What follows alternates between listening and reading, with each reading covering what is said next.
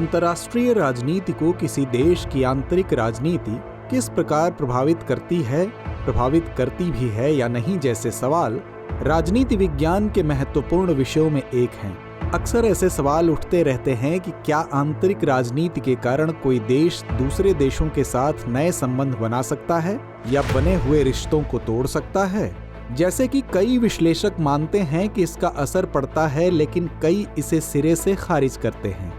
पर असल में देखा जाए तो विदेश नीति में आंतरिक राजनीति की अहम हिस्सेदारी होती है।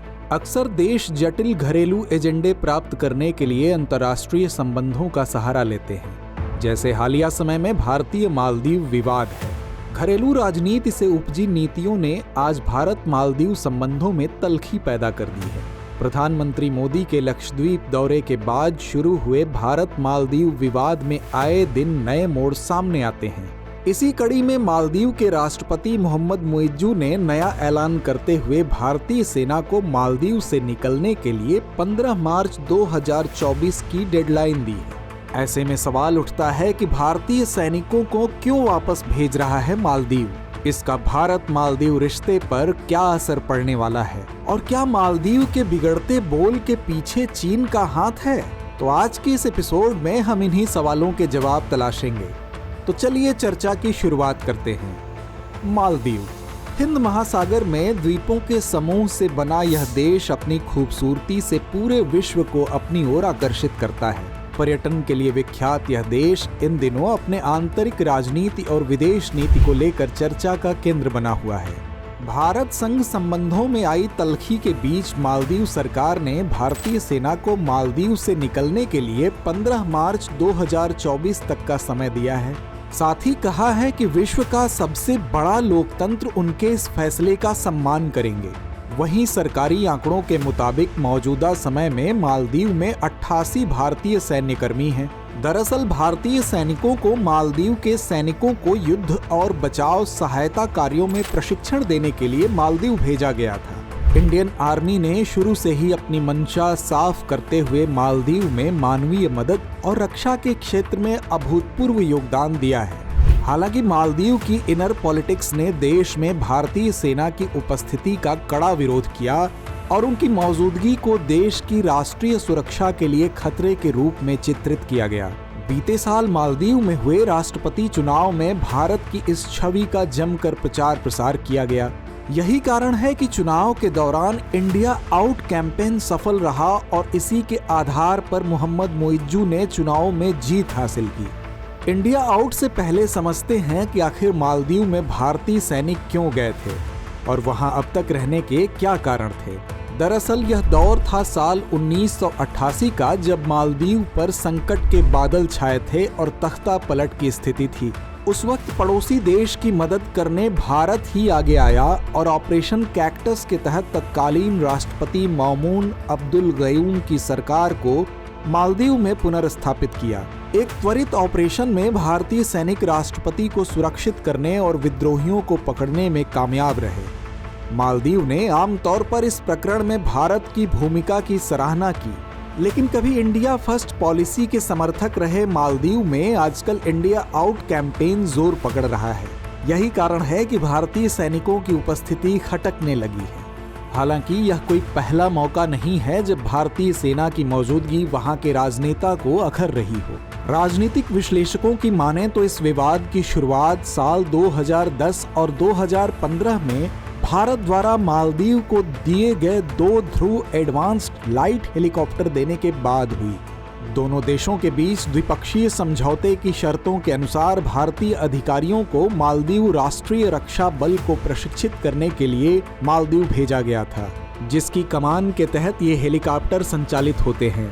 हालांकि भारत की ओर से दिए गए ये हेलीकॉप्टर केवल मानवीय मदद के उद्देश्यों के लिए थे, लेकिन मालदीव में बैठे भारत विरोधी ताकतों ने इसे अलग राजनीतिक रंग दिया और यह दिखाने का प्रयास किया कि इस हेलीकॉप्टर की सहायता के जरिए भारत देश में सैन्य उपस्थिति को मजबूत कर रहा है। इसके साथ ही फरवरी 2021 में भारत और मालदीव के बीच यूटीएफ हार्बर प्रोजेक्ट पर समझौता किया गया, जिसके तहत भारत सिफवारू, उथरू, थिलाफालहू यानी यूटीएफ में एक मालदीव राष्ट्रीय रक्षा बल तटरक्षक हार्बर विकसित करेगा। हालांकि इस समझौते का मालदीव में दुष्प्रचार किया गया और कहा गया कि यूटीएफ परियोजना को भारतीय नौसैनिक अड्डे में बदल दिया जाएगा। हालांकि भारत सरकार ने संकेत दिया था कि वह परियोजना के लिए अनुदान सहायता प्रदान करेगी, लेकिन इसमें किसी भी भारतीय नौसैनिक अड्डे की कोई योजना नहीं थी। वहीं रिश्तों के बदलते समीकरण के बीच भारत और मालदीव के संबंधों पर नजर डालें तो बेशक अंतर्राष्ट्रीय स्तर पर कूटनीतिक भाषा में ये देश आपस में पुरानी दोस्ती का हवाला दें, लेकिन सच तो यही है कि चीन के साथ बढ़ती निकटता ने मालदीव और भारत के संबंधों में खटास पैदा की है। लेकिन मालदीव की भौगोलिक स्थिति उसे रणनीतिक दृष्टिकोण से बेहद अहम बना देती है। हिंद महासागर में मालदीव की लोकेशन उसे अहमियत प्रदान करती है, क्योंकि मालदीव हिंद महासागर में स्थित एक टोल गेट की तरह काम करता है। इस द्वीपीय श्रृंखला के दक्षिण और उत्तरी हिस्सों में संचार के दो महत्वपूर्ण समुद्री मार्ग स्थित हैं। यह पश्चिम एशिया में अदन की खाड़ी तथा होर्मुज की खाड़ी एवं दक्षिण पूर्व एशिया में मलक्का जल संधि के बीच समुद्री व्यापार के लिए प्रमुख है। वहीं खाड़ी देशों से आयात तेल यहीं से होकर गुजरता है। यही कारण है कि भारत मालदीव के साथ हर संकट के समय खड़ा है। लेकिन भारत की इतनी मदद के बावजूद मालदीव में चीनी प्रभाव के बढ़ने का कारण है वहां की आंतरिक राजनीति।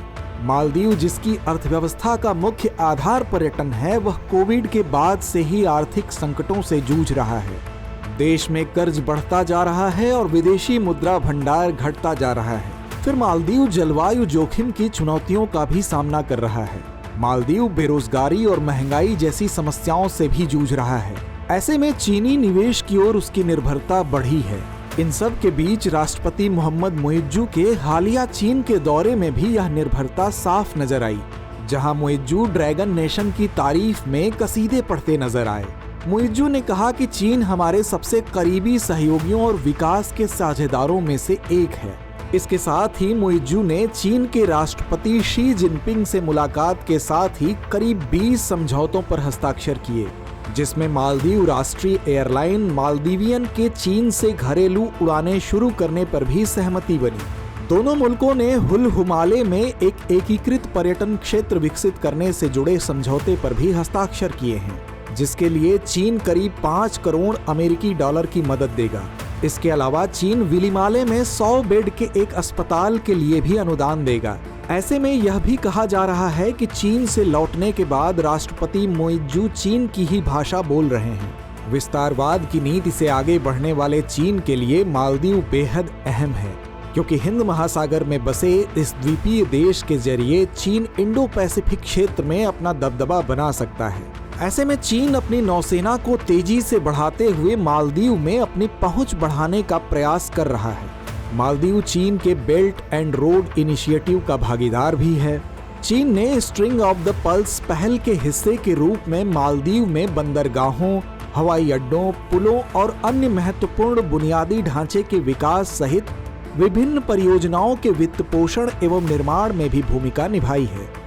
बदलते भू राजनीतिक परिवेश में इस बात से इनकार नहीं किया जा सकता कि मालदीव की आंतरिक राजनीति भारत के साथ उसके अंतर्राष्ट्रीय संबंधों को प्रभावित कर रही है।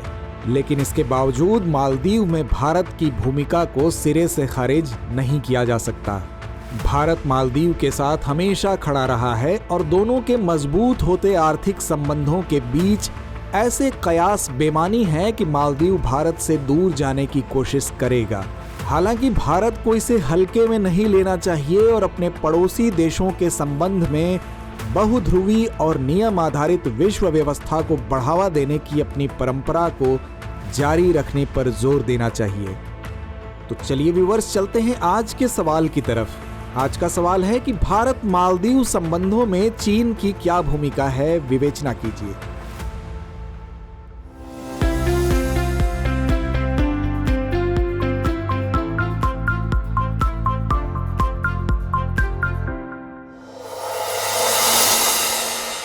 डियर व्यूअर्स, अपने एग्जाम की तैयारी को और बेहतर करने के लिए हमारे चैनल को लाइक, शेयर और सब्सक्राइब करना न भूलें।